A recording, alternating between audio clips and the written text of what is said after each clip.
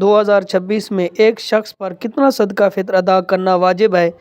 अगर रकम की सूरत में अदा करना चाहें तो इस सूरत में एक सदका फित्र के कितनी रकम बनेगी? और इसी तरह जो हमारे पाकिस्तानी भाई बैरून मुल्क रहते हैं वो सदका फित्र कैसे अदा करेंगे? इसमें एक गलती जो हरगिज़ नहीं करनी चाहिए, वरना इस गलती की वजह से आपका सदका फित्र अदा नहीं होगा। आज हम सदका फित्र के अहम मसाइल बयान करेंगे। 2026 में एक शख्स पर सदका फित्र कितना वाजिब है? अगर रकम की सूरत में अदा करना चाहें तो कितनी रकम अदा करनी होगी? इसी तरह अगर अजनास की सूरत में अदा करना चाहें कि गंदम की सूरत में, खजूर, जौ या किशमिश की सूरत में, तो इस सूरत में इन अजनास की शरई मिकदार क्या बनेगी? किन लोगों पर सदका फित्र वाजिब है? कौन से ऐसे लोग हैं जिनको सदका फित्र नहीं दिया जा सकता? इसी तरह वो लोग जिन्होंने रोज़े नहीं रखे, तरावी भी नहीं पढ़ी, क्या उन पर भी सदका फित्र वाजिब है? सदका फित्र अदा करने का अफजल वक्त कौन सा है? इसी तरह बैरून मुल्क रहने वाले पाकिस्तानी अपना सदका फित्र कैसे अदा करेंगे?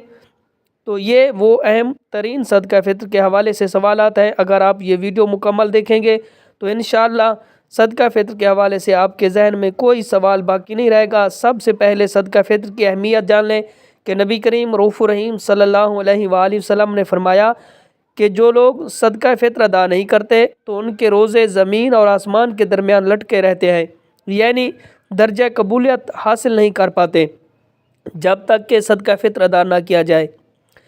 इसलिए सदका फित्र ज़रूर अदा करना चाहिए। आप ये समझें कि सदका फित्र किन लोगों पर वाजिब है, तो इस हवाले से याद रहे कि हर आज़ाद मुसलमान मर्द और औरत जो साहिब निसाब हो, इसके ऊपर सदका फित्र वाजिब है। इसी तरह ये समझे कि किन लोगों को सदका फित्र दिया जा सकता है। इस हवाले से याद रहे जिन लोगों को ज़कात देना जायज़ नहीं, ज़कात के मुस्तहिक नहीं, उनको सदका फित्र भी अदा नहीं किया जा सकता। लेकिन अगर किसी ने ऐसे शख्स को सदका फित्र दिया जो ज़कात नहीं ले सकता, ज़कात का मुस्तहिक नहीं था, तो याद रखे कि आपका सदका फित्र अदा नहीं होता। इस हवाले से ये कन्फर्म करना ज़रूरी है कि जिसको आप सदका फित्र दे रहे हैं वो उसका मुस्तहिक भी है या नहीं है। इसमें बहुत ही ज़्यादा एहतियात करनी है कि अगर आपने जिसको सदका फित्र देना है वो मुस्तहिक होना ज़रूरी है, वरना आपका सदका फित्र अदा नहीं होगा। आप सदका फित्र किस वक्त अदा करें, इस हवाले से याद रखें कि रमज़ान के किसी भी दिन में उसको अदा कर सकते हैं। और इसी तरह अगर किसी ने रमज़ान से पहले अदा कर दिया तो उसका भी सदका फित्र अदा हो जाएगा, लेकिन ईद वाले दिन सुबह सादिक के बाद और नमाज ईद से पहले सदका फित्र अदा करना ये अफजल है। वैसे आप रमज़ान के किसी भी दिन या किसी भी वक्त सदका फित्र अदा कर सकते हैं। अब ये सवाल कि क्या जिन लोगों ने रोज़े नहीं रखे, तरावी नहीं पढ़ी, उन पर भी सदका फित्र अदा करना वाजिब है? तो इसका जवाब ये है कि जी हाँ, चाहे किसी ने रोज़े शरई उज़ुर की वजह से ना रखे हों या फिर बिला उज़ुर छोड़ दिए हों, तो इसी तरह तरावी पढ़ी हो या ना पढ़ी हो, तब भी अगर वो साहिब निसाब है तो उस पर सदका फित्र अदा करना वाजिब है।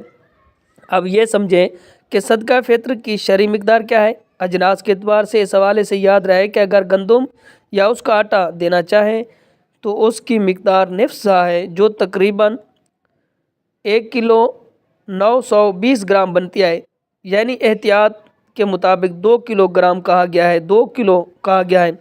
और इसी तरह अगर कोई बंदा खजूर, किशमिश या फिर जौ देना चाहे तो उसकी मिकदार एक सा, जो कि तकरीबन 3 किलो 840 ग्राम बनती है, तो एहतियात के मुताबिक 4 किलोग्राम कहा गया है। इसी तरह अगर कोई बंदा अजनास तो नहीं मगर रकम की सूरत में सदका फित्र अदा करने का इरादा रखता है, तो इस हवाले से याद रखिए कि अगर कोई बंदा गंदम के एतबार से अदा करना चाह रहा है तो उसे 300 रुपये, एक आदमी पर 300 रुपये हैं। तो इसी तरह अगर कोई आदमी जौ के एतबार से देना चाहे तो जौ के 1000 रुपये आदमी पर सदका बनता है। इसी तरह कोई अगर खजूर के हिसाब से देना चाहे तो उसके लिए 2600 रुपये बनते हैं। इसी तरह अगर कोई आला खजूर अजवा के एतबार से देना चाहे तो उसके लिए 19,220 रुपये बनते हैं। अगर कोई किशमिश के हिसाब से देना चाहे तो उस पर 7,200 रुपये बनते हैं।